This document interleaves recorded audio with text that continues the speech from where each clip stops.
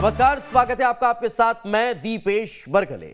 आज बात 2023 को लेकर सियासी बिसात बिछाने की करने वाले हैं। धार्मिक स्थलों का विकास कर बीजेपी अभिषेक हिंदुओं को साधने की कोशिश में जुटी हुई है। मुख्यमंत्री शिवराज सिंह चौहान ने बुधवार को हैदराबाद से इसके संकेत भी दे दिए हैं।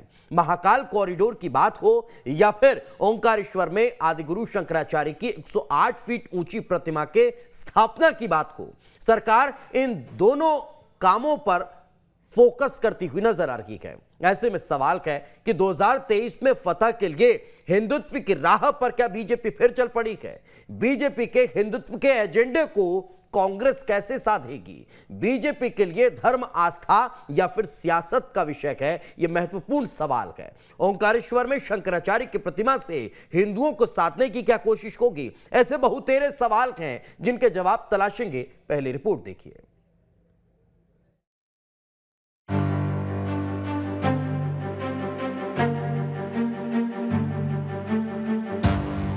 राजनीति में संकेतों का बेहद महत्व होता है और भारतीय राजनीति में ये संकेत अब विशाल मूर्ति के रूप में दिखने लगे हैं। भारतीय राजनीति के इस नए चेहरे में भगवान, महापुरुषों और राजनेताओं की मूर्ति बनाने की होड़ लगी हुई है और अब मध्य प्रदेश सरकार भी इस सियासी संकेत को मॉडल के रूप में पेश करने जा रही है। हाल ही में मध्य प्रदेश सरकार ओंकारेश्वर में आदि शंकराचार्य की 108 फीट ऊंची प्रतिमा स्थापित करने की घोषणा की थी, जिस पर काम भी शुरू हो चुका है। इस प्रतिमा को स्टैच्यू ऑफ वननेस का नाम दिया गया और जो जानकारी सामने आ रही है उसके मुताबिक इसे 2023 विधानसभा चुनाव से पहले तैयार कर लिया जाएगा ताकि चुनाव में बीजेपी अपने हिंदुत्व की राजनीति को और धार दे सके। मुख्यमंत्री शिवराज सिंह चौहान ने बुधवार को हैदराबाद में रामानुज सहस्त्राब्दी समारोह में हिस्सा लिया और वहां हिंदुत्व को लेकर जो बयान दिया उससे साफ संकेत मिल रहे हैं कि 2023 में मध्य प्रदेश में किन मुद्दों पर चुनाव होने वाले हैं। तो राजनीति वाले भी अगर सीख जाएं तो मैं समझता हूं कि कल्याण देश का होगा। तो मैं तो स्वयं प्रेरणा लेके जा रहा हूं, राजनीतिक कार्यकर्ता हूं। इस विचार को हम और कैसे, जो भारत का विचार है, सनातन विचार है हमारा, वो सीख के यहां से जाएंगे। और एक ही बात मन में आती है, ये स्टैच्यू ऑफ इक्वलिटी है। मैं संतों से आशीर्वाद मांगता हूं, स्टैच्यू ऑफ वननेस ओंकारेश्वर में बनने वाला है।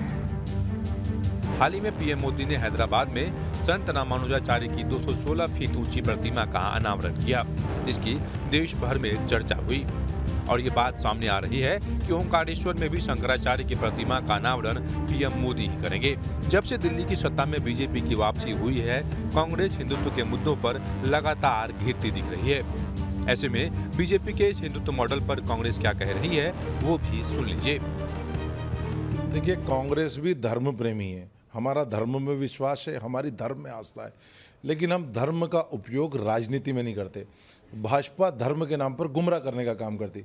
हमारी सरकार में भी हमने उज्जैन के महाकाल के विस्तारीकरण की योजना सिर्फ हमारी सरकार में ही बनी थी, जिसको आज भाजपा सरकार श्रेय लेने का काम कर रही है, कमलनाथ जी की सरकार में बनी थी। यदि बात करें तो ओंकारेश्वर के विस्तार की योजना हमने बनाई, बात करें तो होम सर्किट योजना हमने बनाई, बात करें तो हमने 1000 गौशालाएँ बनाई, बात करें तो हमने सीता माता मंदिर की योजना पर काम किया। कुल मिलाकर ये समझे कि मध्य प्रदेश में 2023 के विधानसभा चुनाव में एक बार फिर बीजेपी हिंदू वोट बैंक को मजबूत करने के लिए अभी से तैयारियों में जुट गई है। कांग्रेस के आलोचक यह तक कहने लगे हैं कि कांग्रेस अगर आजादी के बाद दशकों तक इन महापुरुषों और देवताओं को सम्मान देती तो आज इस तरह राजनीतिक स्थिरता का सामना नहीं करना पड़ता। Team news state. तो मध्य प्रदेश की नहीं बल्कि पूरे देश में भारतीय जनता पार्टी हार्डकोर हिंदुत्व की तरफ लगातार अग्रसर है और वो आज से नहीं, इस पार्टी का जन्म ही जब से हुआ तब से हार्डकोर हिंदुत्व की राह पर भारतीय जनता पार्टी चलती चली आ रही है। अब अगर 2023 या फिर 2023 का जिक्र करें तो अपने इस हार्डकोर हिंदुत्व की छवि को और पैना करने की कोशिश में बीजेपी जुटी हुई है और ये उसी को लेकर कहीं ना कहीं एक अगला कदम देखा जा रहा है। लेकिन अगर बीजेपी हार्डकोर हिंदुत्व की तरफ बढ़ रही है तो फिर कांग्रेस उसकी काट के लिए सॉफ्ट हिंदुत्व की तरफ बढ़ती हुई नजर आ रही है। इस परिदृश्य को समझे तो राहत इंदौरी साहब का एक शेर याद आ जाता है, सियासत में जरूरी है रवादारी, समझता है, वो रोजा तो नहीं रखता, अफ्तारी समझता है।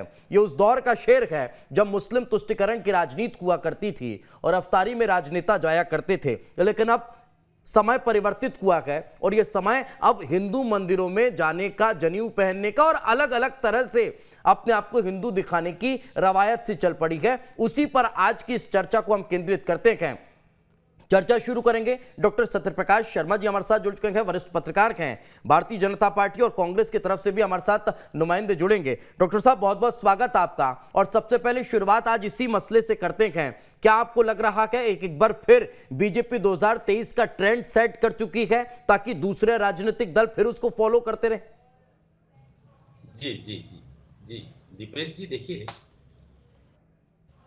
भाजपा का जन्म हुआ, जन्म के बाद से ही भाजपा अपनी आइडियोलॉजी हार्डकोर हिंदुत्व इसी पर चली है और इसी राह पर चलते चलते वो 2 सीट से लेके सेंट पार्लियामेंट में और आज प्रचंड बहुमत की सरकार में है। तो आप ये देखिए कि जो आपने राहत इंदौरी जी का जो शेर सुनाया, वाकई वो बहुत शानदार, वो अप्लाई होता है इस समय। एक जमाना था कि लोग कहां जाते थे, अल्पसंख्यकों के पास जाके अपने आप को सॉफ्ट हिंदुत्व की तरफ दिखाना चाहते थे। लेकिन आज वोट कबाड़ने का रास्ता ये नहीं, वोट कबाड़ने का रास्ता बहुसंख्यक की तरफ, यानी बहुसंख्यक की तरफ झुककर है, जैसा कि प्रैक्टिकली भाजपा ने करके दिखाया है। आपको बताऊं, 2014 का इलेक्शंस में जब हार्डकोर हिंदुत्व आया तभी तो वो सत्ता की तरफ भाजपा आ पाई। अटल जी की जब सरकार थी, अटल जी जब लीड करते थे, आडवाणी जब लीड करते थे, उस समय भाजपा थी, लेकिन भाजपा इतनी कट्टरपंथी हिंदुत्व वाली पार्टी नहीं मानी जाती थी, जिसके कारण वो 13 दिन या 13 महीने की सत्ता तक पहुंची। लेकिन जब इसने अपना स्टैंड और आगे बढ़ा, यानी कि ये कुछ नहीं है, स्टैंड बदला नहीं है, गिरफ्त किया है, उसको और आगे तेज बढ़ाया है, जबकि इनका स्टैंड वही है। आप देखें, आज ये जो शिवराज सिंह जी ने जो वहां कहा है हैदराबाद में, देखिए मैं आपको बताऊं, ये बहुत अच्छी चीज है कि आदि शंकराचार्य एक बड़े आध्यात्मिक स्कॉलर रहे, नो डाउट। उन्होंने हिंदू धर्म के उपनिषद, भगवत गीता, वेदांत सूत्रों की मीमांसा कर बड़ी विस्तृत व्याख्या की। और वाकई अगर उस काल में कोई व्यक्ति हुआ है जिसने हिंदू धर्म को बहुत गहराई से समझा, उनका भी देखिए आइडियोलॉजी, उनकी भी देखिए बहुत अच्छी आइडियोलॉजी थी, अद्वैत वेदांत पर वो उनका सोच था, यानी अद्वैत दो नहीं, यानी आत्मा और परमात्मा दोनों ही एक हैं, यानी हर आत्मा, जहां जहां आत्मा है वहां परमात्मा है, ये उनका, यानी कि कहा जाए कि जर्रे जर्रे में खुदा है, बात वही थी वहां पर। तो इसलिए उस अद्वैतवाद के प्रणेता थे।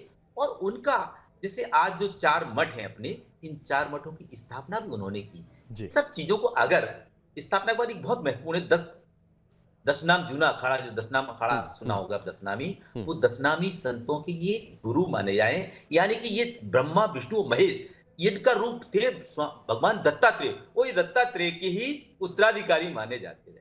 लेकिन मैं कहना ये चाहता हूं कि कहीं ना कहीं इस मार्फत जो शिवराज ने वहां पर जो बात कही है वो 2023 की तो है ही, लेकिन आज सबसे क्रूशियल अगर चुनाव कोई है तो वो है उत्तर प्रदेश का भाजपा के लिए। क्योंकि 2024 में अगर भाजपा की रेल आगे जाती है तो उस आगे जाने में जो कोई फोर्स काम करेगा तो वो फोर्स उत्तर प्रदेश की आज का इलेक्शन काम करेगा। अगर इस इलेक्शंस में भाजपा अपना जीतती है तो लगता है कि 2024 में ये रेलगाड़ी आगे को जाएगी, अन्यथा जाने में संभावना कम नजर आती है। और ये भी पक्की बात है कि 2017 में जब भाजपा ने एक स्टैंड खेला था, आपने देखा हो, प्रधानमंत्री मोदी ने स्वयं शमशान और कब्रिस्तान, यानी वहां भी उन्होंने पॉलिटिकल यानी कि सोशली डिवाइड किया था। यानी कि उन्होंने ये प्रयास किया था कि बहुसंख्यक और अल्पसंख्यक को डिवाइड करके बहुसंख्यक के वोट को खींचा जाए। आज जो भी चीजें आ रही हैं, चाहे पार्लियामेंट में प्रेसिडेंट एड्रेस का थैंक्स मोशन हो, या आज उनके जो फॉलोअर्स हैं यानी चीफ मिनिस्टर मध्य प्रदेश शिवराज सिंह चौहान का बयान हो, ये सब बयान आपने देखा, टुकड़ा टुकड़ा गैंग और उन्होंने कहा केंकड़े की जैसी तरह, मतलब चीजें सब वही हैं। कांग्रेस पर अटैक है, कांग्रेस की आइडियोलॉजी पर अटैक है, साथ ही उस आइडियोलॉजी को बढ़ावा दे रहे हैं। Code hardcore Hindu. बिल्कुल, ये कहीं ना कहीं अपने आप में यही- महत्वपूर्ण है और यही वजह है कि बीजेपी ये भली यही बात ही वजह है कि समझती यही है इस कि पार्टी को हिंदुत्व का मसला जो है, हिंदुत्व का मुद्दा जो है वो बीजेपी के लिए हमेशा से प्लस पॉइंट रहा है और अगर उस पर कांग्रेस मूव करती है तो ये आम लोग भी समझ पाएंगे कि आखिर कांग्रेस का मूवमेंट किस तरफ का है, वो किस लिए इस तरफ झुकाव कर रही है। ये अपने आप में महत्वपूर्ण है। यही वजह है डॉक्टर साहब की आपसे ही आज की शुरुआत की है और चर्चा को आगे भी बढ़ाएंगे। ब्रजगोपाल लोहिया जी हमारे साथ जुड़ चुके हैं, बीजेपी के प्रवक्ता हैं, और अब्बास हाफिज साहब हमारे साथ जुड़ चुके हैं, कांग्रेस के प्रवक्ता हैं। आप दोनों का भी बहुत बहुत स्वागत है। लोहिया जी, एक महत्वपूर्ण सवाल यही से शुरू होता है, हैदराबाद में अगर मुख्यमंत्री कहते हैं कि राष्ट्रीयत्व ही हिंदुत्व है तो क्या यह माना जाए कि अब इसी के सहारे 2023 के रास्ते को तय करने की तैयारी?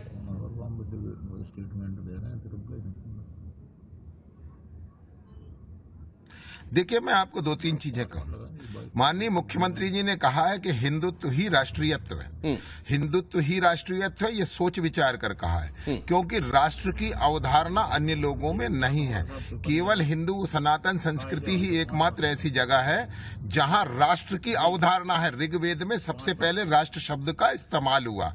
अब दूसरी बात करता हूं कि आप ये देख रहे हैं कि किस तरह से दुनिया में, भारत में, और किस तरह से हमारे जो सांस्कृतिक मापदंड थे, खास तौर से जो हिंदू संस्कृति के केंद्र बिंदु थे, मान बिंदु थे, उन पर आघात किया गया।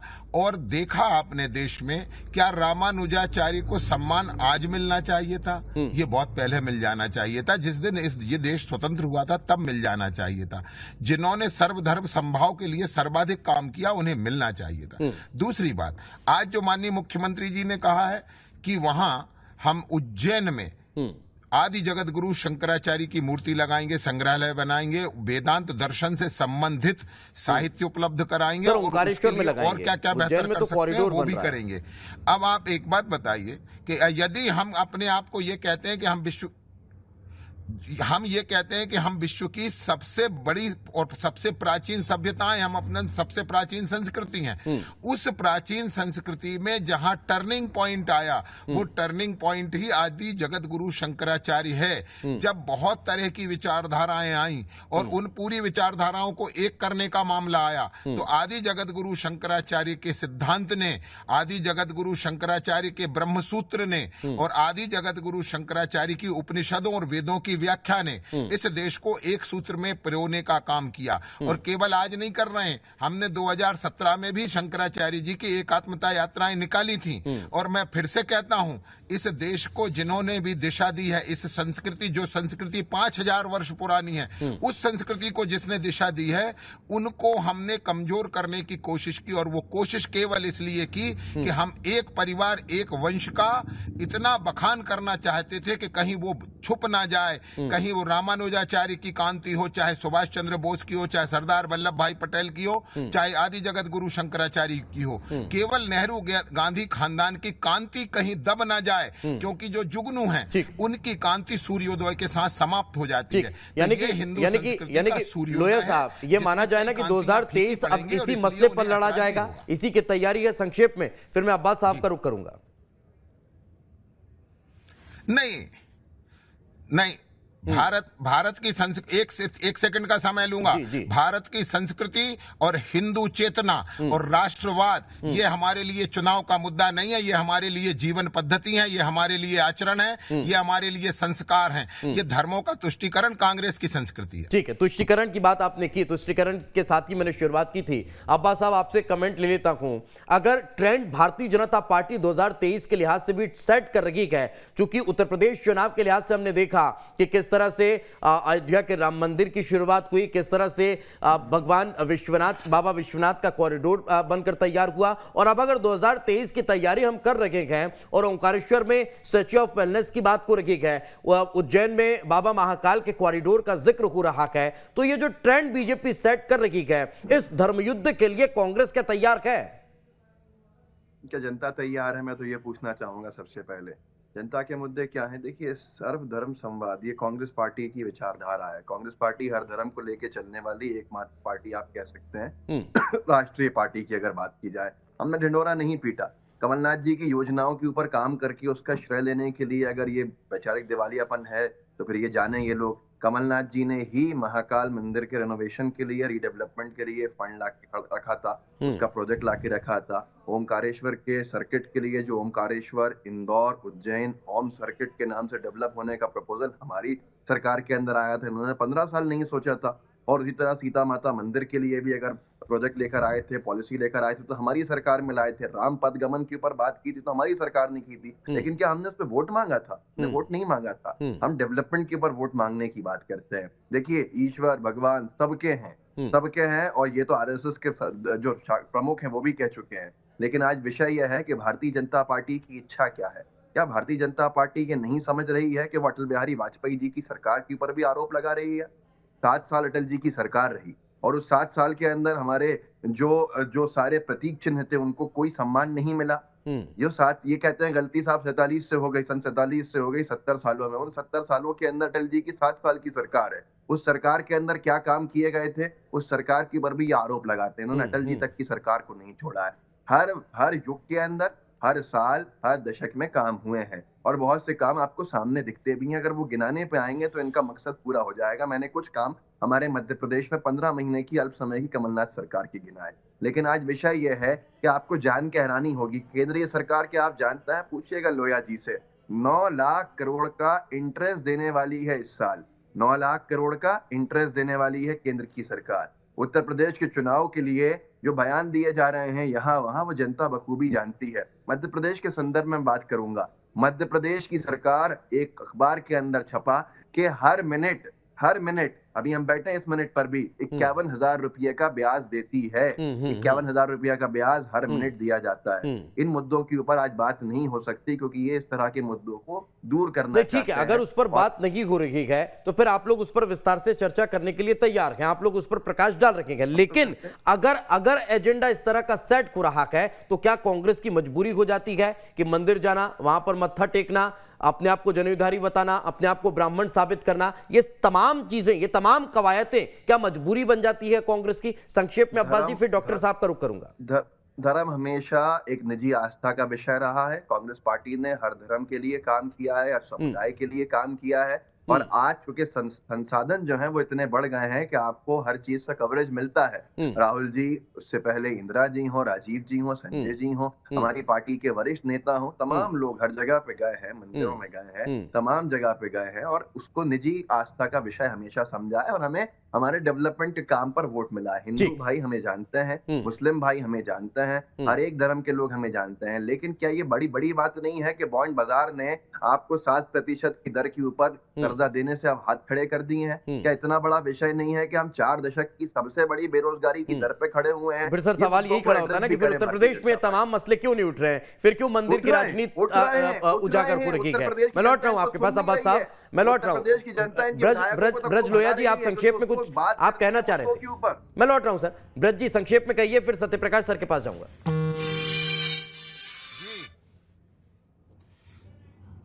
दो तीन बातें कह रहा था। अभी हमारे साथी अब्बास हफीज जी बड़ी अच्छी बात कह रहे थे कि कांग्रेस सर्वधर्म संभव में बात करती है। जिस पार्टी का प्रधानमंत्री लोकसभा में खड़े होकर ये कहे कि इस देश के संसाधनों पर पहला अधिकार अल्पसंख्यकों का है और वो भी खासतौर से मुसलमानों का, तो वो क्या सर्वधर्म समभाव की बात करेंगे? किस तरह आप बात करेंगे? आप जिन मुद्दों पे आप बात कर रहे हैं, जब मैं छोटा सा था प्राइमरी स्कूल में जाता था, वहाँ कॉपी पे हमें लिखा रहता था सुनहरे कल की ओर बढ़ रहे हैं। वो सुनहरा कल हमें 2004 तक नहीं मिला। हम जब बच्चे थे तब हमने पढ़ा है गरीबी हटाना है। 1972 से गरीबी हटा रही है कांग्रेस, परंतु नतीजा ये निकला कि 2004 में देश की 47 जनसंख्या से ज्यादा तो गरीब हो गए। ये आपको शर्म आनी चाहिए, आपको शर्मिंदा होना चाहिए। आप अभी अर्थशास्त्र की चर्चा कर रहे थे, आप अभी अर्थशास्त्र की चर्चा कर रहे थे। अरे ये भारतीय जनता पार्टी की, नरेंद्र मोदी की सरकार की अवधारणा है। आपकी जो अवधारणा है वो रोम की अवधारणा है, जो ये कहता है कि जो कमाया है वो खाएगा। और हम कौन सी हमको बिठा लिया? ठीक है ब्रज जी ठीक है। कई सारी विसंगतियां भी हैं, कई सारे सवाल भी हैं। डॉक्टर साहब का रुख करता हूं, चूंकि समय का अभाव है। डॉक्टर साहब, एक बड़ा सवाल, 2018 का हमने कांग्रेस का घोषणा पत्र देखा जिसमें राम वनगमन पथ सर्किट की भी बात हुई थी, गौ हत्यारों को सजा के जो प्रावधान है उसमें संशोधन की भी बात हुई थी, गौ अभ्यारण्य बनाने की भी बात हुई थी और तरह तरह के मसले थे, कई सारी चीजें थी। सॉफ्ट हिंदुत्व का कहीं तड़का उस 2018 के घोषणा पत्र में नजर भी आया। 2018 के बाद 2019 में जब आम चुनाव का जिक्र हुआ तो महाकाल के दर से प्रियंका गांधी ने अपने मध्य प्रदेश में चुनाव कैंपेन की शुरुआत भी की थी। वो तमाम चीजें हैं, लेकिन इससे इतर अब अगर इतनी सारी चीजें हो चुकी हैं और अगर 2023 के लिए एक बार फिर बीजेपी हार्डकोर हिंदुत्व की तरफ बढ़ रही है, तब क्या यह माना जाए कि कांग्रेस को अपने एजेंडे में परिवर्तन करना होगा और एक बार फिर धर्म का झंडा बुलंद करना होगा? देखिए दीपेश जी, एक चीज है कि किसी भी इलेक्शंस में, मध्य प्रदेश के नेचर की बात कर रहा हूं मैं, कि कुछ परसेंट, बहुत ही मतलब मार्जिनल परसेंट है जो अगर फ्लक्चुएट किसी भी पार्टी की तरफ हो जाता है, वो पार्टी सत्ता में आ जाती है। ये मध्य प्रदेश का इलेक्टोरल ट्रेंड है। अब आप देखिए कि इन मुद्दों से कांग्रेस, देखो एक चीज पक्की बात है, अभी जो लोहिया जी ने बात की मुझे भी थोड़ी वो ऐसी ही लगी, मैं भी उस बात से बिल्कुल इत्तेफाक नहीं रखता हूं कि कोई भी देश का नागरिक हो, आप अगर अद्वैतवाद को पढ़ेंगे, उसको डिफाइन करेंगे, तो वो भी क्या कहते हैं, मैंने बार बार कहा कि जो जर्रे जर्रे में खुदा है, यानी कि जो आत्मा है वही परमात्मा है। यही तो आदि शंकराचार्य ने कहा। चूंकि मध्य प्रदेश की नर्मदा जी लाइफलाइन रिवर है, ये मध्य प्रदेश की आर्थिक, सामाजिक, आध्यात्मिक इन सभी की आस्था का प्रतीक है और प्रदेश के लिए एक बड़े भूभाग को सिंचित करके लोगों को समृद्धशाली बनाती हैं। उन्हीं नर्मदा के किनारे आदि शंकराचार्य जी ने तपस्या कर और नर्मदा अष्टक का निर्माण किया। तदीपाद पंकजम नमामि देवी नर्मदे, ये सब चीजें उन्हीं ने दी है। तो मैं कहना ये चाहता हूं कि अगर कांग्रेस अपनी आइडियोलॉजिकल चेंज, तो कोई पार्टी नहीं करती है, भाजपा भी अपनी आइडियोलॉजी पर रिजिड है, क्योंकि भाजपा का जनसंघ से हुआ, तो जनसंघ की आइडियोलॉजी कोर हिंदुत्व है, तो वो तो अपनी आइडियोलॉजी पर बिल्कुल, और अगर वो उसी पर आगे बढ़ रही है और कांग्रेस अगर बदलाव कर रही है, परिवर्तन कर रही है, तब फिर कहीं ना कहीं जो सवाल खड़े हो रहे हैं वो अपने आप में महत्वपूर्ण हैं। सर मैं माफी चाहूंगा, लोहिया साहब भी हाथ उठा रखे थे लेकिन वक्त की परमिशन नहीं है। बहुत बहुत शुक्रिया आप तीनों मेहमानों का हमारे साथ चर्चा में जुड़ने के लिए। लेकिन अब देखने वाली बात होगी कि अगर इस तरह से ट्रेंड सेट होता नजर आता है तो फिर इसका अंत क्या होगा, इसका परिणाम क्या होगा। इसी के साथ हमारे इस खास पेशकश में आज फिलहाल इतना ही, दीजिए इजाजत, नमस्कार।